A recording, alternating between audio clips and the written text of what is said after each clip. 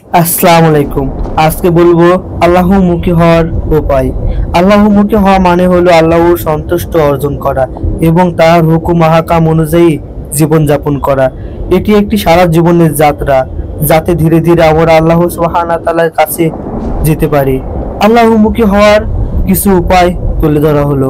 কোরআন ও হাদিস শিক্ষা করে ইসলাম সম্পর্কে জ্ঞান অর্জন করা, নিয়মিত 5 ওয়াক্ত নামাজ আদায় করা, রমজান মাসে রোজা রাখা এবং অন্যান্য দিনগুলো রাসূল সাল্লাল্লাহু আলাইহি সাল্লাম যেভাবে রোজা রাখতেন সেভাবে রোজা রাখা, নির্ধারিত সম্পত্তির একটি নির্দিষ্ট অংশ গরিবকে দান করা, যদি সামর্থ্য থাকে জীবনে একবার হজ করা, আল্লাহর নাম স্মরণ করা এবং আল্লাহর নামে জিকির করা, সবসময় সৎ কাজ করার চেষ্টা করা, অন্যদের সাহায্য করা, অপরাধ থেকে বিরত থাকা, মিথ্যাবাদী, চুরি, গীবত ইত্যাদি সব ধরনের অপরাধ থেকে আমাদের বিরত থাকতে হবে এবং পরিবার, বন্ধু বান্ধব, সমাজের সকলের প্রতি ভালো ব্যবহার করতে হবে। আর রাসূল সাল্লাল্লাহু আলাইহি সাল্লামের সুন্নত অনুযায়ী জীবন অনুসরণ করতে হবে, জীবন গড়তে হবে।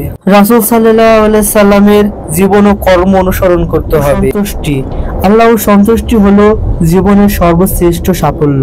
অন্তরের শান্তি, আল্লাহর কাছে আসলে মন আরো শান্তি পায়। জীবনের সুখ, আল্লাহর হুকুম মেনে চললে জীবনে সুখ শান্তি বৃদ্ধি পায়।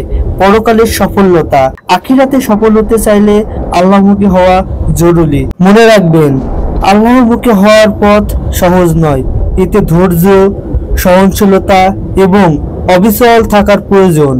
কখনো ভুল হলে আবার নতুন করে শুরু করতে হবে। আপনি যখন এসব কাজগুলো নিয়মিত করবেন তখন আপনার হৃদয়ে আল্লাহর প্রতি ভরসা ও ভালোবাসা পরিপূর্ণ হয়ে উঠবে। আপনি যদি আল্লাহমুখী হতে চান তাহলে আজই শুরু করুন, আল্লাহ আপনার সাহায্য করবেন ইনশাআল্লাহ।